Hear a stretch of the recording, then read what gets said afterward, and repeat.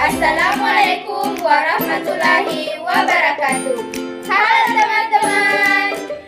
Perkenalkan, kami dari kelas 11 MIPA 1 kelompok 1. Pada video kali ini, kami akan membahas tentang refraksi dan refleksi. Penasaran? Simak videonya. Nah, teman-teman, sebelum masuk ke refraksi dan refleksi, perlu kita ketahui apa sih itu gelombang? Gelombang adalah getaran yang merambat, di mana getaran merupakan gerak bolak-balik secara periodik melalui satu titik keseimbangan. Berdasarkan media perambatannya, gelombang dibagi menjadi dua, yaitu gelombang mekanik dan gelombang elektromagnetik. Gelombang mekanik adalah gelombang yang memerlukan media dalam perambatannya, sedangkan gelombang elektromagnetik adalah gelombang yang tidak memerlukan media dalam perambatannya. Sedangkan berdasarkan arah rambatnya, gelombang dibedakan atas dua, yaitu gelombang transversal adalah gelombang yang arah getarannya tegak lurus dengan arah rambatnya, dan gelombang longitudinal adalah gelombang yang arah getarannya sejajar dengan arah rambatnya. Nah, selain berdasarkan arah rambatnya dan media perambatnya, gelombang juga dibedakan menjadi dua berdasarkan amplitudonya, yaitu gelombang berjalan adalah gelombang yang amplitudonya tetap. Sedangkan yang kedua, gelombang stasioner adalah gelombang yang amplitudonya berubah-ubah. Nah, definisi dari gelombang sendiri ini apa sih? Jadi, gelombang bisa didefinisikan secara singkat adalah getaran yang merambat. Namun, sebuah getaran belum tentu gelombang loh teman-teman.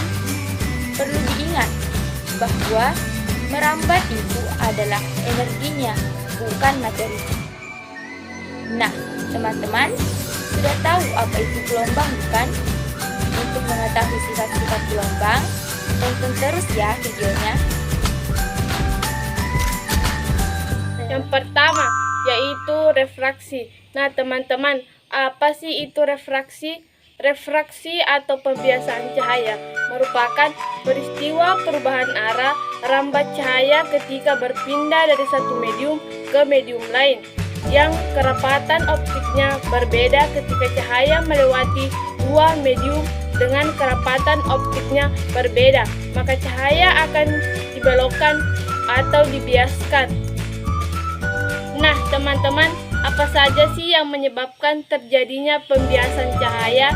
Pembiasan cahaya terjadi ketika sinar datang dari medium yang kurang rapat menuju medium yang lebih rapat, maka sinar datang akan dibiaskan mendekati garis normal.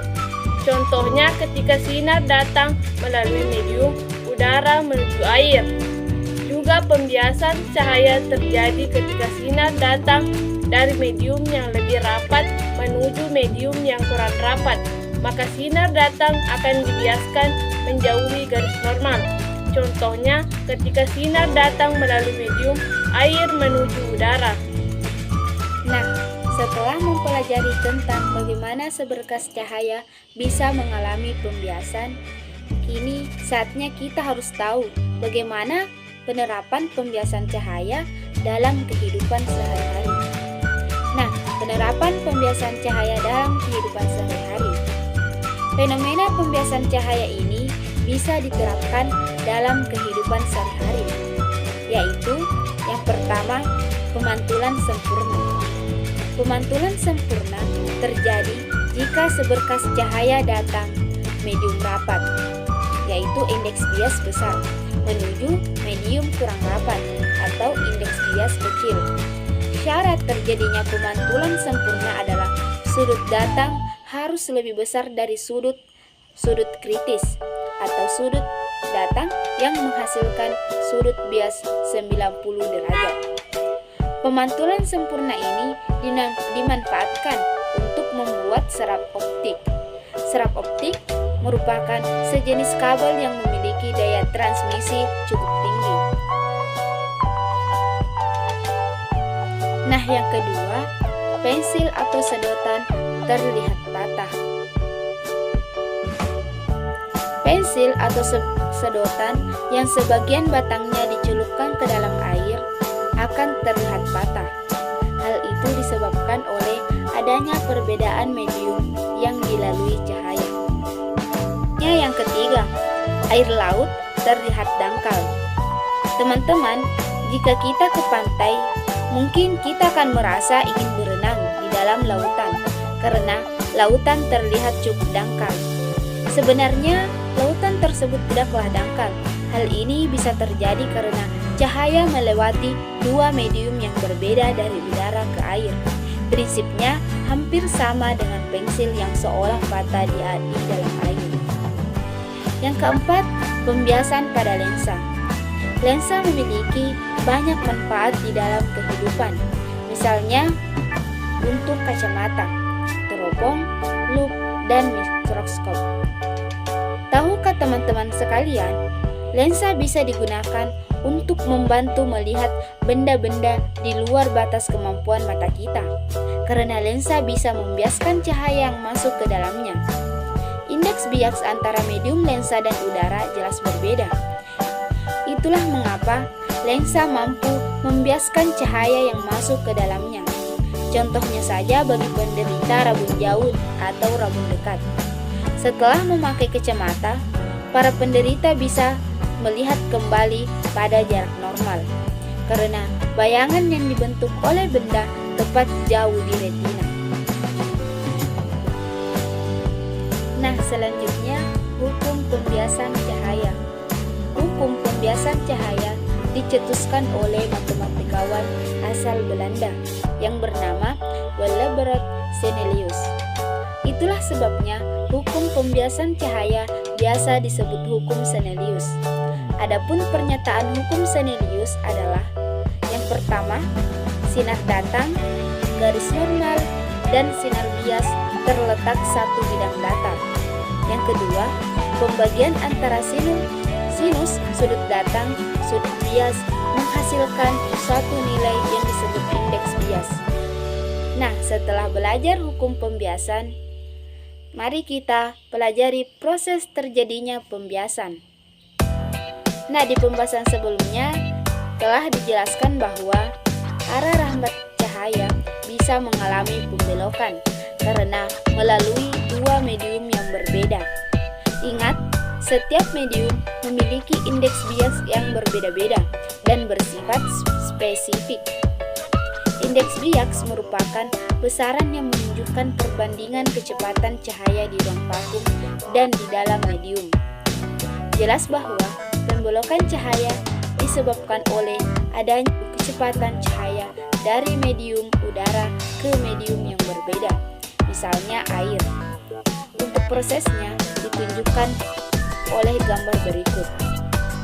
Salah satu sifat cahaya adalah mampu menambat lurus. Namun, jika cahaya melewati dua buah medium yang berbeda indeks biasnya, cahaya akan dibelokkan seperti pada gambar di atas. Kemudian yang kedua yaitu refleksi. Nah, teman-teman, selain sifat refraksi pada gelombang, juga terdapat sifat refleksi. Nah, teman-teman, pernahkah kalian mendengarkan kata refleksi? Refleksi atau dapat disebut pemantulan cahaya merupakan proses terpencarnya kembali cahaya apabila mengenai permukaan benda yang terkena cahaya tersebut. Cahaya yang jatuh pada bidang pembatas dua material mengalami pemantulan dengan sudut pantul. Nah, teman-teman, yang selanjutnya adalah sifat pemantulan cahaya. Sifat pemantulan cahaya yang memenuhi sudut datang sama dengan sudut pantul memunculkan peristiwa pemantulan yang berbeda ketika permukaan kondisinya rata atau tidak rata. Cahaya yang dipantulkan sejajar ketika berkas cahaya sejajar yang jatuh pada bidang pembatas yang permukaannya rata disebut dengan peristiwa pemantulan teratur. Sedangkan cahaya yang dipantulkan memiliki arah yang tidak teratur ketika berkas cahaya sejajar jatuh pada bidang pembatas yang permukaannya tidak rata disebut dengan peristiwa pemantulan baur atau diffus. Pemantulan teratur biasanya terjadi terjadi pada cermin, memiliki sifat yang menyilaukan dan ukuran bayangannya yang terbentuk sesuai dengan ukuran benda.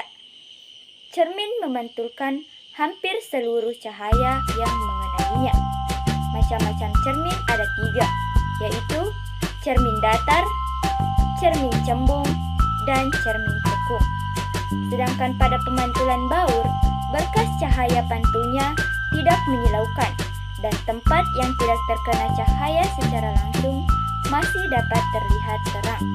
Mudahnya, perbedaan pemantulan teratur dan pemantulan baur yaitu saat kita bercermin di cermin yang bersih, itulah yang disebut dengan pemantulan teratur. Sedangkan ketika kita bercermin di cermin yang kotor, itulah yang disebut dengan pemantulan baur. Teman-teman, perlu kita ketahui bahwa pemantulan cahaya pada permukaan rata diamati pertama kali oleh Wilbur Snellius dan dikenal sebagai hukum Snellius. Sinar yang berasal dari sumber cahaya disebut sinar datang. Sinar yang dipantulkan oleh cermin datar disebut sinar pantul. Dan garis yang tegak lurus dengan cermin disebut garis normal. Nah, adapun hukum pemantulan cahaya yaitu 1. Sinar datang, sinar pantul, dan garis normal terletak pada satu bidang datar dan ketiganya berpotongan pada satu. Yang kedua, sudut datang atau disimbolkan dengan I sama dengan sudut pantul yang disimbolkan dengan R. Nah, teman-teman, adapun fenomena refleksi atau pemantulan yaitu yang pertama, pemantulan pada gelombang air. Contohnya, gelombang air yang memantul pada sisi bak mandi. Gelombang yang terjadi pada saat menjatuhkan kerikil atau tetesan air ke wadah berisi air. Yang kedua, pemantulan pada gelombang bunyi. Contohnya, gema yang terjadi saat berteriak di ruang tertutup. Dan yang ketiga, pemantulan pada tali.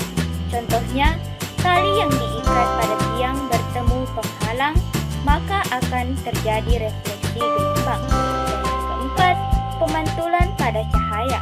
Contohnya, menyurutkan senter pada cermin akan terjadi pemantulan teratur. Nah, teman-teman, sekian dari video kami. Semoga bermanfaat.